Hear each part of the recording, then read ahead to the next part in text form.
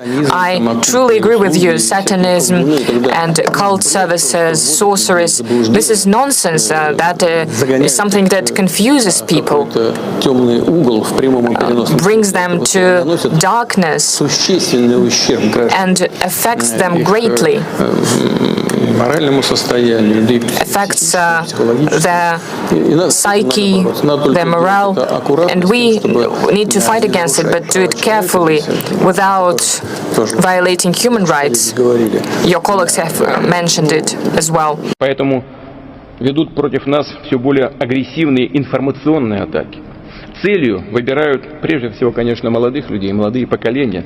И здесь опять лгут постоянно, извращают исторические факты, не прекращают нападки на нашу культуру, на русскую православную церковь, другие традиционные религиозные организации нашей страны. Посмотрите, что они делают со своими собственными народами. Разрушение семьи, культурной и национальной идентичности, извращение, издевательство над детьми вплоть до педофилии объявляются нормой их жизни. А священнослужители, священников принуждают благословлять однополые браки. Да Бог с ними, пускай что хотят, то и делают. Что здесь хочется сказать? Взрослые люди имеют право жить, как хотят. Мы к этому так и относились в России, и всегда к этому будем так относиться. Никто в частную жизнь не вторгается, и мы не собираемся этого делать. Но хочется им сказать, посмотрите, извините меня, священное писание, главные книги всех других мировых религий. Там все сказано, в том числе то, что семья – это союз мужчины и женщины. Но и эти. Also breaking today, Deputy Attorney General Todd Blanche announcing the release of millions more files related to Jeffrey Epstein. The Justice Department released so many records from the Epstein files today, more than 3 million pages plus videos and photos, that if you were to print them out and stack them up, they'd be about 3 times taller than the Statue of Liberty. Along with a team of journalists, Ed O'Keefe is going through all of that tonight to see what's revealed about the late convicted sex offender Jeffrey Epstein.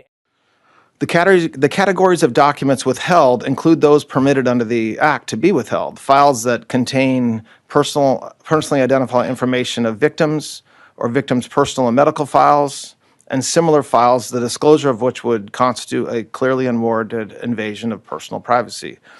Any depiction of CSAM or child pornography was obviously excluded.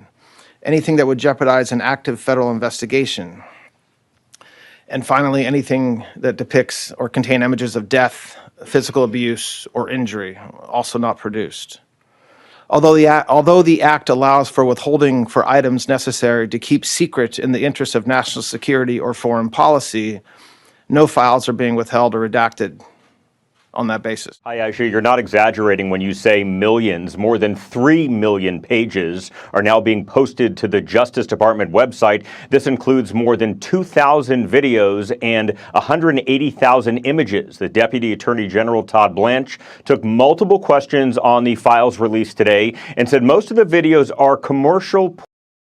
Not all videos featuring Jeffrey Epstein or shot by Jeffrey Epstein. Blanche says medical records, images that may show harm toward children, and any sort of physical abuse were not released publicly. Some of the names mentioned in the files dumped today: Bill Gates, Elon Musk, and Steve Bannon. Again, not much context when names are released. Important to point that out, and we've not seen evidence that anything was criminal between those men. Now, context is key, but there's not been a lot of context. Some of the communications from Epstein are none too kind to this man, President Trump. The two knew each other back in the 90s in Palm Beach and are pictured together numerous times over the years. Today's document release includes Trump's name many times, but there is a note that says some of the claims were submitted to the FBI before the 2020 election, and of the documents released thus far, none have anything criminally damaging involving President Trump. The files reveal hundreds of references to President Trump, who's never been charged with any wrongdoing.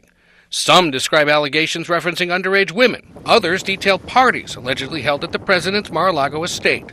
A 2012 email details the possibility of Epstein going to Mar-a-Lago after Christmas. That's several years after Trump claims he and Epstein ended their friendship. I haven't spoken to him in probably 15 years or more. In a 2016 deposition, Epstein is asked several questions about former President Bill Clinton flying on his jet and whether he was accompanied by 2 young women. Epstein answered fifth to each question. Clinton has denied any wrongdoing. In another email, Epstein writes about helping Microsoft founder Bill Gates to get drugs in order to deal with consequences of sex with Russian girls. Gates' ex-wife told CBS News her then-husband's relationship with Epstein played a role in their divorce. Epstein, in an exchange with Elon Musk, discusses sending his helicopter to take him to his island. Musk asking what day, night, will be the wildest party. Danny Bensky, who said she was abused by Epstein in 2004 at age 17, believes the Justice Department is withholding information. So I think that the release right now is being sold as transparency, and it is not transparent at all. I think it 100% protects the perpetrator. Deputy Attorney General Todd Blanche. We didn't protect or not protect anybody. I mean, I think that there's a hunger or a thirst for information that I do not think will be satisfied by the review of these documents. A spokesperson for Bill Gates called the claims against him completely false. No comment yet from Elon Musk. The White House says the documents include sensationalist claims against the president, and the Justice Department says it withheld about 200,000 documents for legal reasons, and that their review of the Epstein matter is complete. Here's Blanche on criticism that he, the president's former personal attorney, is protecting his former client. Watch. We did not protect President Trump. We didn't protect or not protect anybody. I mean, I think that there's a hunger or a thirst for information that I do not think will be satisfied by the review of these documents. And there's nothing I can do about that. Blanche says it's possible more would be released if judges order more to be released, but he said of today's release, quote, "Today's release marks the end of a very comprehensive document identification and review process." NBC News cannot verify whether Musk actually traveled to the island, and he is not accused of any wrongdoing. Musk has previously said he declined multiple invitations to visit Epstein's Caribbean estate. Other new emails show Epstein and New York Giants co-owner Steve Tisch discussing women for him to meet back in 2013. In one exchange, Tisch asks if Epstein has anyone in New York he wants him to meet. After Epstein describes one woman, saying she speaks mostly French, Tisch writes back, "Working girl?" It's unclear if they ever met. NBC News has reached out to Tisch for comment. The DOJ also posted and then temporarily removed a spreadsheet of complaints made to the FBI's National Threat Operations Center. It includes accusations about both President Donald Trump and former President Bill Clinton. But there is no indication the tips were verified, and the complaints were made over an unspecified time frame.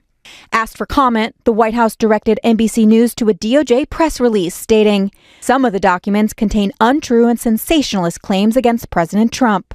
Trump and Clinton have denied any wrongdoing and have not been accused by authorities. A group of Epstein survivors slammed the DOJ over the document dump, saying in a statement, "Survivors are having their names and identifying information exposed, while the men who abused us remain hidden and protected." Some lawmakers also not satisfied. The top Democrat on the House Oversight Committee arguing the DOJ is not in compliance with a congressional subpoena for unredacted files. Donald Trump and the Department of Justice just made it clear right now that they intend to withhold approximately 50% or half of the Epstein files, while claiming to have fully complied with the law. This is outrageous and incredibly concerning. As some lawmakers hunt for more answers, Attorney General Pam Bondi will testify before Congress in 2 weeks, where she is expected to face a grilling from both sides of the aisle.